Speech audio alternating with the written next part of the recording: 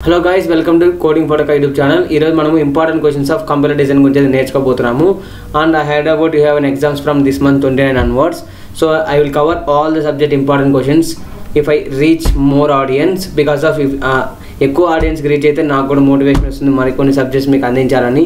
So నా brothers and sisters కోసం నేను కష్టపడి అన్ని ఇంపార్టెంట్ క్వశ్చన్స్ అయితే గ్యాదర్ చేసి పోస్ట్ చేస్తాను గైస్. అండ్ అందరు నన్ను ఏఐ గురించి అడుగుతున్నారు, ఏ ఇంపార్టెంట్ క్వశ్చన్స్ గురించి, అది కూడా తొందరగా పోస్ట్ చేస్తాను గైస్. అండ్ కంప్యూటర్ డిజైన్లో మీరు చూసుకున్నట్లయితే యూనిట్ 1లో define linker and loader. Linker అంటే ఏంది, మన ఆబ్జెక్ట్ ఫైల్స్ అన్నింటినీ కూడా ఒక లైబ్రరీ లాగా కలిపి ఏం చేస్తుంది, అది కూడా ఒక సాఫ్ట్వేర్ అన్నింటినీ కంబైన్ చేస్తుంది. అండ్ లోడర్ ఏం చేస్తుంది, ఆ ఎగ్జిక్యూటివ్ ఫైల్ని తెచ్చి మెమరీలో పెట్టి ఆ మెమరీని ఫైల్ని ఎగ్జిక్యూషన్ కోసం ప్రిపేర్ చేయగలుగుతుంది.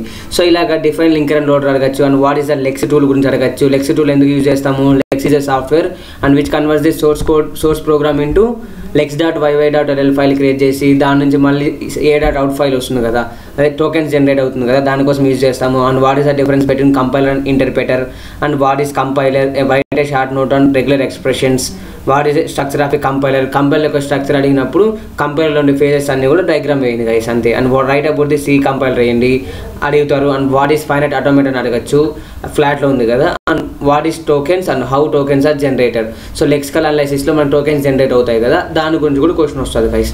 అండ్ మీరు 5 మార్క్స్ చూసుకున్నట్లయితే ఈ ఫస్ట్ ఏదైతే ఉందో ఈ పేజ్లో ఉండేవి. So don't take any screen shot, I will send the PDF in the last of the video. So ఇక్కడ మీరు చూసుకుంటే ఈ క్వశ్చన్స్ పక్కా మీకు పేపర్ ఈజీగా ఇవ్వాలనుకున్నట్లయితే ఈ 4 క్వశ్చన్స్లో మీకు ఎక్కువ వచ్చే ఛాన్సెస్ ఉంటాయన్నమాట. So define the tokens, patterns and lexemes అని చెప్పి ఇది కూడా very very important questions guys, ఎక్కువసార్లు రిపీట్ అయింది. And define compiler and phases గురించి, ఫేజెస్ ఆఫ్ కంపైలర్ గురించి కూడా ఎక్కువసార్లు అడిగాడు అనమాట. సో ఫేజెస్ ఆఫ్ కంపైలర్ గురించి అడగచ్చు, లేకపోతే ఇలాగ ఒక ఇన్స్ట్రక్షన్ ఇచ్చి ఆ ఇన్స్ట్రక్షన్ ఎవ్రీ ఫేజ్లో ఎలా రన్ అవుతుంది అని చెప్పి కూడా అడగచ్చు గైస్. సో ఇలాగా 2 డిఫరెంట్ టైప్స్లో క్వశ్చన్ అడగచ్చు, అందుకే ఇక్కడ 6 అని పెట్టాను. And explain various error recovery strategies in lexical అనాలిసిస్లో అడగచ్చు.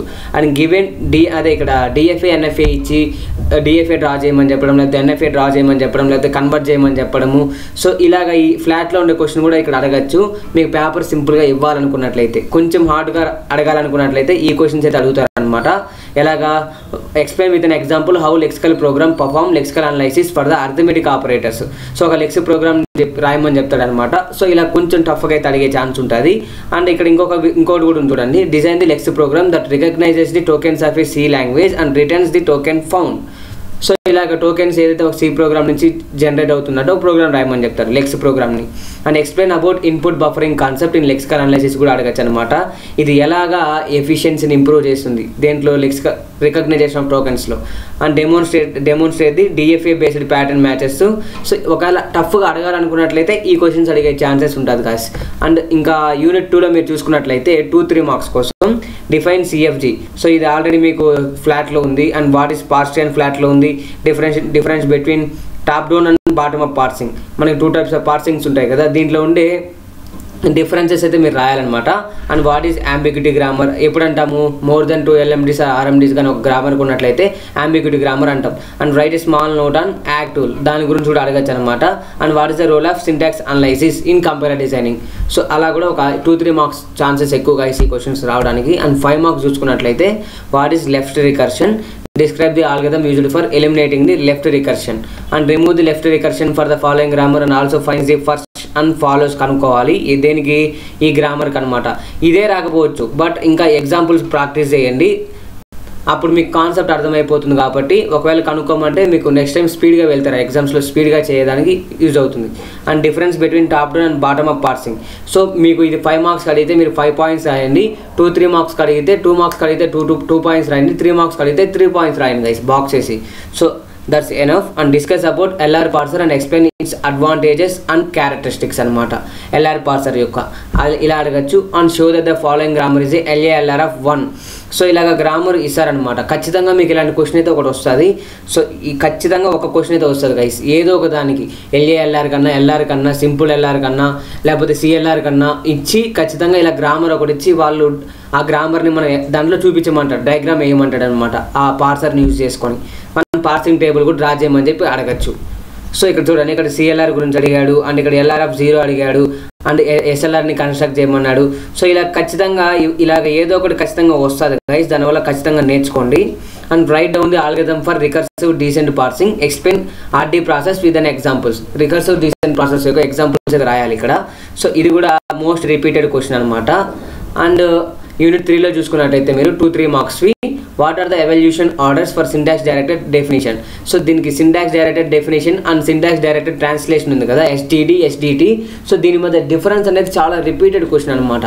సో ఫర్ 2-3 మార్క్స్కి అయితే కాదు, అది 5 మార్క్స్ క్వశ్చన్.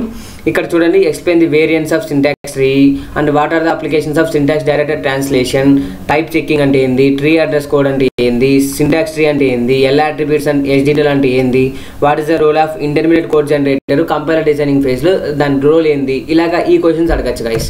అండ్ 5 మార్క్స్ చూసుకున్నట్లయితే ఇది most repeated question guys, very important అనమాట, ఎక్కువ రిపీట్ అయ్యే క్వశ్చన్ SDTకి. And difference between SDT versus SDDకి.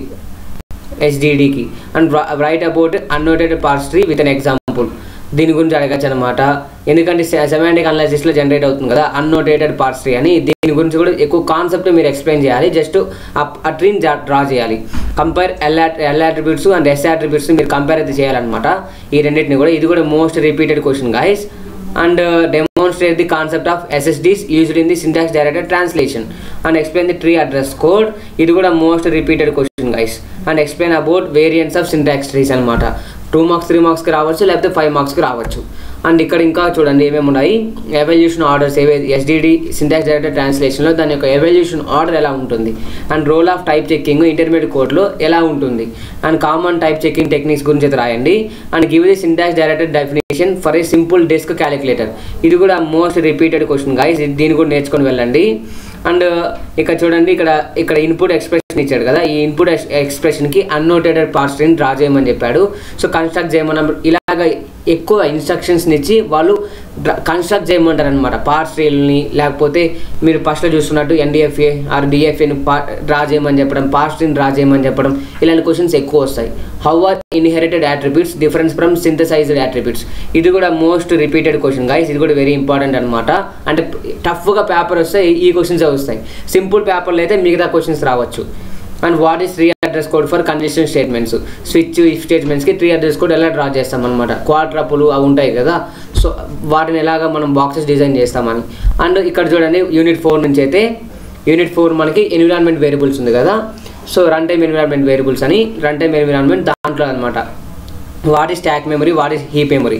Stock memory is used for storage purpose and it is store the local variables in a static way అనమాట. ఇది heap అనేది dynamic అలొకేషన్కి use చేస్తారు, data స్ట్రక్చర్స్ని స్టోర్ చేసుకోవడానికి.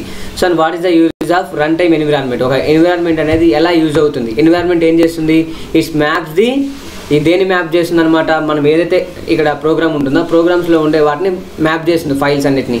సో అందుకోసం అండ్ నాన్ లోకల్ డేటా అంటే ఏంది, గార్బేజ్ కలెక్షన్ అంటే ఏంది, ట్రేస్ బేస్డ్ కలెక్షన్, ఇవి కూడా ఇంపార్టెంట్ అనమాట 2-3 మార్క్స్కి, వెరీ ఇంపార్టెంట్ అవి. And what is target language అనమాట, ఇది కూడా very important guys. Explain in the addresses in the target కోడ్లో అడ్రస్ ఎలా ఎక్స్ప్లెయిన్ చేయండి అనమాట, ఎలా ఉంటుంది అనేది. అండ్ ఈ 5 మార్క్స్ చూసుకున్నట్లయితే స్టాటిక్ లింక్ డైనమిక్ లింక్ అంటే ఏంది, while accessing the non local data on the stack అనమాట. Explain the heap memory management in the run time environment, ఇవి కూడా ఇంపార్టెంట్ అనమాట, ఎక్కువ రిపీట్ అయ్యే questions. And stack allocation of space in run time environments and what is garbage collection, explain it is crucial in run time environment. ఇలాంటివి ఎప్పుడు అడుగుతారంటే సింపుల్గా paper వచ్చేటప్పుడు ఇలాంటి క్వశ్చన్స్ అడుగుతారనమాట. అండ్ కొంచెం హార్డ్గా ఇవ్వాలనుకున్నట్లయితే explain what are the limitations are there in the trace based garbage collection and what is the issues in the design of code generator and explain ఇది ఉంది గైస్, ఇది అయితే most repeated question. In a rare కేసెస్లో tough paper వచ్చినప్పుడు ఈ whole optimization గురించి అడుగుతారు guys. And what is basic block, how to construct a basic block, ఇది కూడా రావచ్చు. అండ్ ఎక్స్ప్లెయిన్ వేరే స్టోరేజ్ అలొకేషన్ స్ట్రాటజీస్, ఇది కూడా పక్కా నేర్చుకొని వెళ్ళండి గైస్. నేను ఏవైతే మార్క్ చేసినా అవి పక్కా చదువుకొని వెళ్ళండి, ఖచ్చితంగా ఎక్కువ ఛాన్సెస్ అనమాట వచ్చే ఛాన్సెస్ ఉంటాయి. అండ్ యూనిట్ 5లో 2-3 మార్క్స్ చూసుకున్నట్లయితే what is flow graph, what is constant propagation, what is data flow analysis, what is optimization, what is the need of optimization, what is flow function and transfer function, what is machine independent optimization, what is partial redundancy in code optimization. So ఇవన్నీ important questions guys, ఇవి most repeated questions అనమాట. JNTU ఎప్పుడు కానీ ఎక్కువ క్వశ్చన్స్ని repeat చేస్తుంది and ఇది ప్రతి టాపిక్ని కవర్ చేస్తుంది అనమాట. సో మీకు ఈ కాన్సెప్ట్స్ తెలిసిన కూడా దీని రిలేటెడ్ క్వశ్చన్స్ వస్తే మీరు అటెంప్ట్ చేయగలుగుతారు. అందుకే నేను ఈ 8 క్వశ్చన్స్ అయితే ఇస్తున్నాను అనమాట యూనిట్ 5 నుంచి. అండ్ యూనిట్ 5లో 5 మార్క్స్ చూసుకున్నట్లయితే explain the following with an example. అక్కడ 2 మార్క్స్కి రాకపోతే ఇక్కడ 5 మార్క్స్కి వచ్చే ఛాన్స్ ఉందన్నమాట. Constant propagation and partial redundancy elimination. Explain loop optimization techniques with an examples. So ఇది అడగచ్చు అనమాట. And explain various notations used in the data flow analysis. ఇది కూడా రేర్ కేసెస్లో అడుగుతారు గైస్. బట్ పేపర్ టఫ్గా వచ్చేది మాత్రం ఇలాంటి క్వశ్చన్స్ అడిగినప్పుడు. ఎందుకంటే ఇలాంటి పేర్లు మీరు వినకుండా నేర్చుకోకుండా పోతారనమాట డైరెక్ట్గా ఎగ్జామ్కి. లాస్ట్ చాప్టర్ కదా ఎందుకులే అని.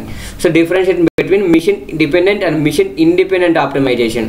సో మీరు చూసుకున్నట్లయితే ప్రతి దాంట్లో కూడా డిఫరెన్సెస్ ఉన్నాయన్నమాట. ఎస్డిటి వర్సెస్ ఎస్డిడి, ఇక్కడేమో machine dependent versus machine independent. So మళ్ళీ ఎస్ అట్రిబ్యూట్స్ ఎల్ అట్రిబ్యూట్స్కి డిఫరెన్సెస్.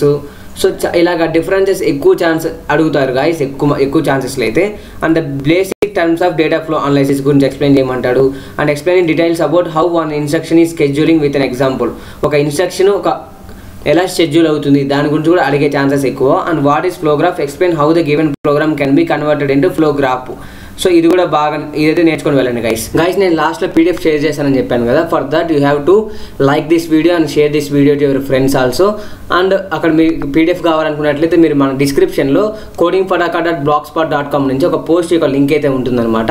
మీరు డైరెక్ట్గా గూగుల్లో నుంచి కూడా మన వెబ్సైట్ని యాక్సెస్ చేసుకోవచ్చు. మన ఛానల్ యొక్క వెబ్సైట్ ఇది. సో అక్కడ మీకు వెళ్ళి ఆ పోస్ట్లోకి వెళ్ళి కింద డౌన్లోడ్ ఆప్షన్ అయితే ఉంటుంది. మీరు ఆ డౌన్లోడ్ క్లిక్ చేయడం మీ ఆ యొక్క పీడిఎఫ్ అయితే మీ ఫోన్లోకి వచ్చేస్తుంది గైస్, మీ సిస్టంలోకి.